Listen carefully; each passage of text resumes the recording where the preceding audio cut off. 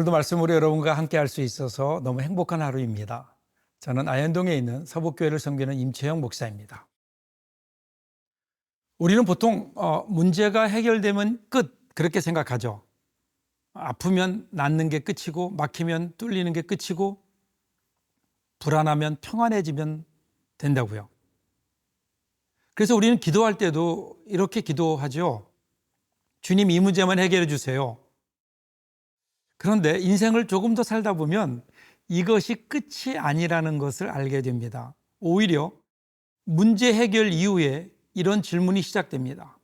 자, 그럼 이제 나는 어떻게 살아야 되는가? 예수님의 치유는 늘 우리를 여기까지 데려갑니다. 예수님의 목적은 우리를 편하게 하는 데 있지 않습니다. 다시 살게 하시는 겁니다. 다시 길 위에 우리를 세우십니다. 오늘 우리가 읽은 본문은 병이 낫는 장면에서 시작하지만 곧바로 제자도의 질문으로 넘어갑니다. 오늘 말씀을 통해 단지 문제가 풀리는 은혜가 아니라 삶의 방향이 바뀌는 더 깊은 은혜를 경험할 수 있기를 바랍니다. 오늘 말씀은 마태복음 8장 14절부터 22절입니다. 마태복음 8장 14절에서 22절 말씀입니다. 예수께서 베드로의 집에 들어가사 그의 장모가 열병으로 앓아 누운 것을 보시고 그의 손을 만지시니 열병이 떠나가고 여인이 일어나서 예수께 수종들더라.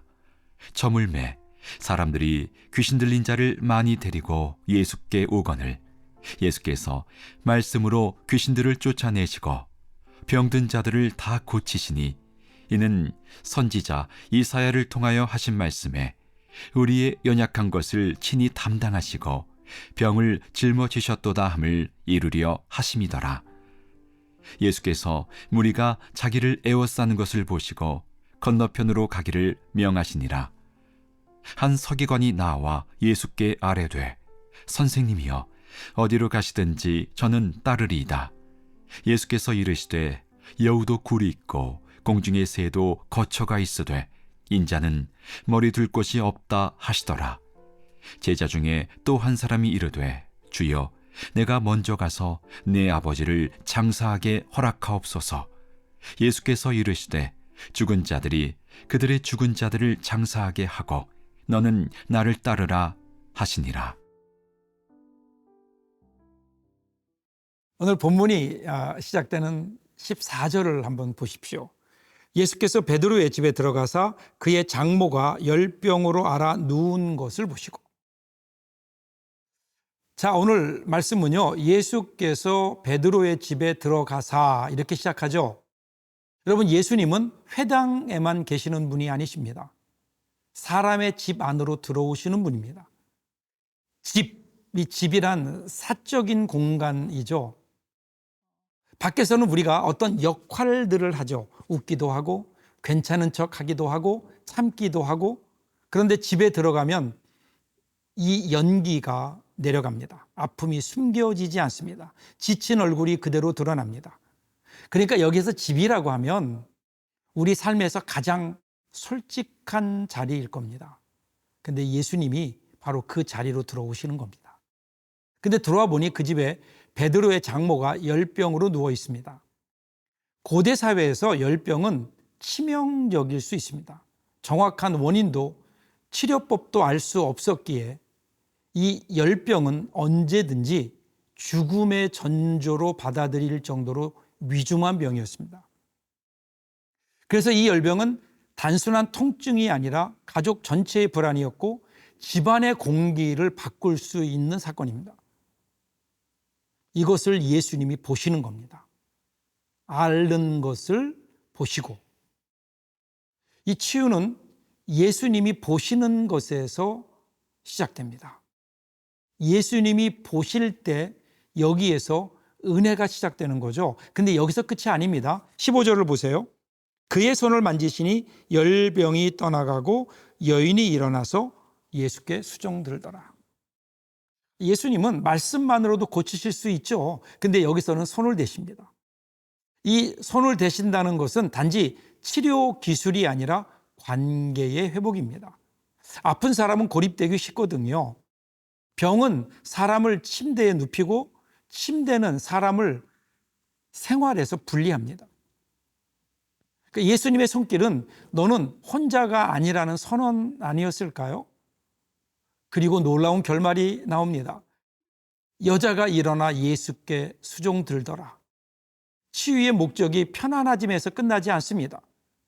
치유는 사람을 다시 삶으로 세웁니다. 다시 섬김의 자리로 불러내는 거예요. 여기에서 섬김은 회복된 존재가 자신이 받은 생명을 흘려보내는 방식입니다. 그러기에 치유는 편안함의 종착지가 아니라 사명으로 향하는 출발입니다.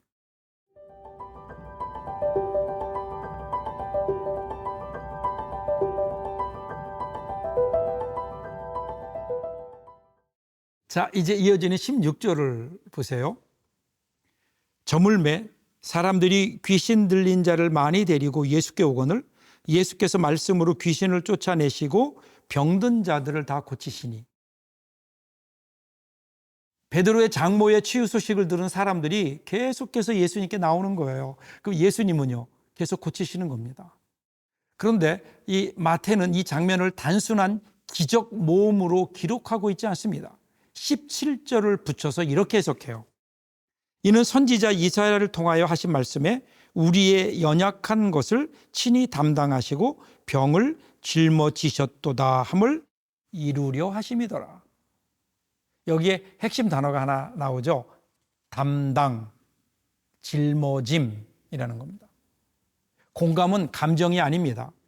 짐을 나누는 겁니다. 사랑은 말로 끝나서는 안 됩니다. 실제로 무게를 옮기는 겁니다. 타인의 고통을 내 삶 안으로 일부러 들여놓는 순간 물론 내 삶은 가벼울 수 없습니다.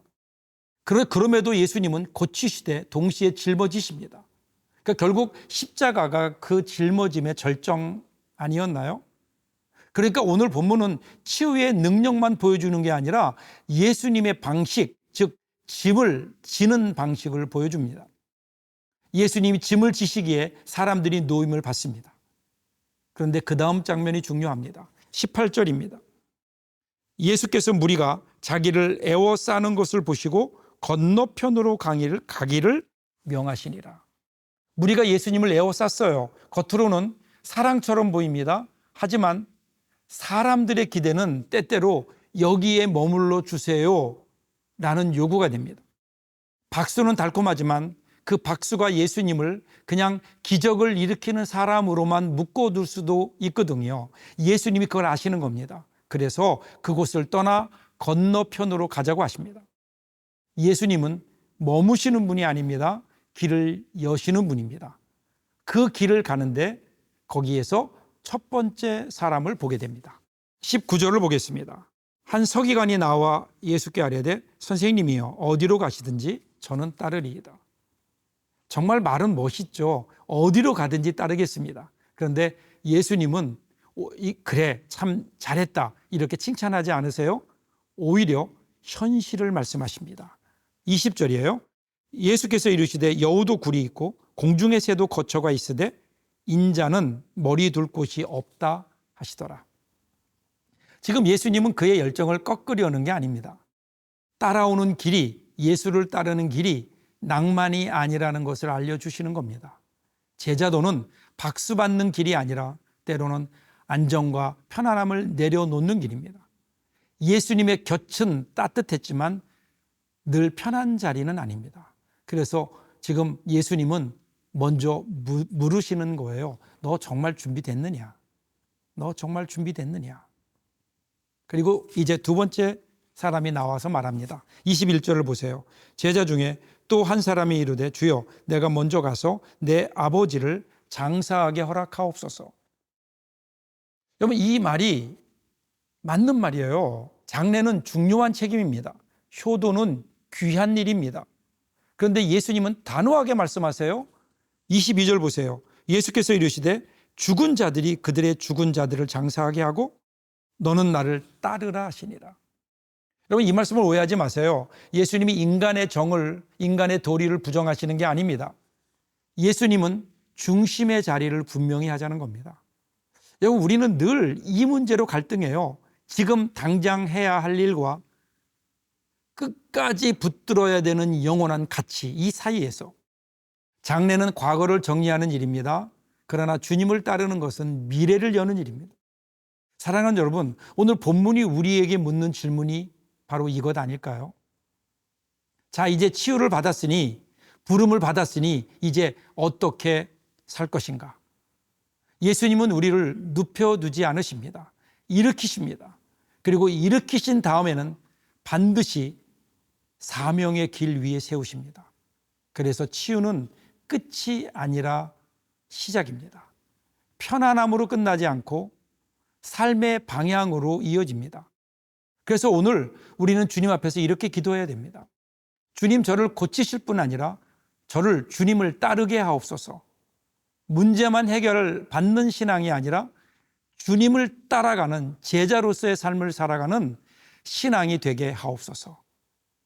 그 길을 걷는 저와 여러분이 되기를 주님의 이름으로 축복합니다.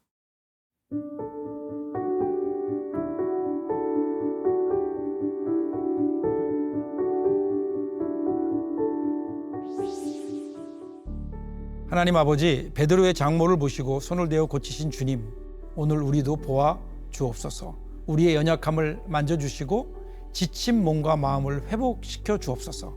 그러나 치유에서 멈추지 않게 하시고 일어나 주님을 섬기며 따르는 삶으로 나아가게 하옵소서. 안정의 욕망에 묶이지 않게 하시고 주님의 부르심 앞에서 우선순위를 새롭게 하옵소서. 오늘도 나를 따라오라 하시는 주님의 음성에 순종하기를 원하며 예수 그리스도의 이름으로 기도합나이다. 아멘.